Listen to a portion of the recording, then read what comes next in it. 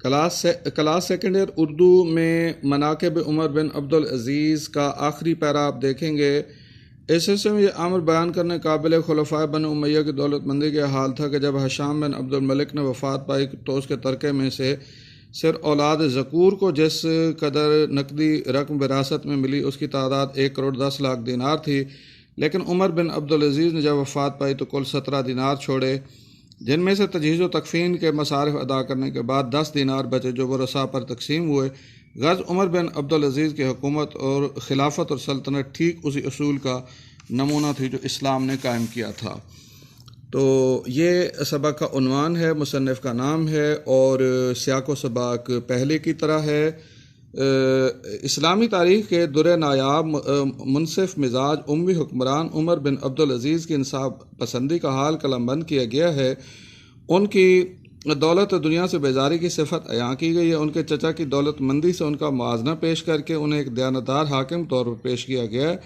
موت کے وقت انتہائی کم رقم چھوڑنے کا ذکر اور ان کے انداز حکمرانی کو اسلام کا نمونہ قرار دیا گیا ہے۔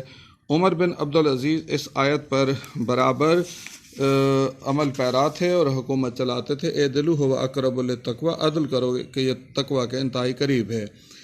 عمر بن عبدالعزیز کی انصاف پسندی کے سلسلے میں یہ بات بیان کرنے قابل ہے کہ خلفائے بنو امیہ کی دولت مندی کا یہ حال تھا کہ جب ہشام بن عبد الملک نے وفات پائی تو اس کے ترکے میں سے صرف بیٹوں کو جتنی رقم وراثت میں ملی اس کی مقدار 1,10,00,000 دینار تھی۔ خاندان بنو امیہ نے عالم اسلام پر 41 سے ہجری سے 132 ہجری تک حکومت کی۔ عمر بن عبدالعزیز کا دور حکومت 99 ہجری تا 101 ہجری تھا۔ موصوف کے عہد کے علاوہ جتنا دور بھی گزرا وہ ناجائز کارروائیوں کی عمدہ کی بھیانک مثال ہے۔ اس دور میں عام لوگوں کی زمینوں پر قبضے کیے گئے، بیت المال کو ذاتی ملکیت سمجھا گیا، دولت کی خوب لوٹ مار کی گئی ہے۔ حکمران ذاتی طور پر اتنے دولت مند تھے کہ ان کی وفات کے بعد سونا چاندی ہتھوڑوں کلاڑوں سے توڑ کر آپس میں تقسیم کیا گیا۔ بنو امیہ کے حکمرانوں کے امیر ہونے کا عالم تھا کہ جب عمر بن عبدالعزیز کا چچا ہشام بن عبد الملک فوت ہوا تو اس کی وراثت میں سے اس کے بیٹوں کو 1,10,00,000 دینار ملے۔ اس کی بیٹیوں نے حصہ پایا، بیواؤں کو بھی حصہ ملا ہوگا جس کا تاریخ میں ذکر نہیں ملتا، صرف بیٹوں کا ذکر آیا ہے۔ کوئی حکمران یا حکومتی کارندہ تمام اور محنت اور دیانتداری سے دولت جمع کرتا تو اس دور میں کروڑوں دینار کے حساب سے جمع کرنا انتہائی مشکل کام تھا، مگر ہشام نے ناجائز ذرائع اختیار کر کے عوام کی دولت کو لوٹ مار کے اور بیت المال کو نقصان پہنچا کے ساری رقم جمع کی جو عدل اسلامی کی مخالفانہ روش تھی۔ جب عمر بن عبدالعزیز نے وفات پائی تو کل 17 دینار چھوڑے، جن میں 7 دینار تجہیز و تکفین پر خرچ ہوئے، باقی 10 ورثاء میں تقسیم ہوئے۔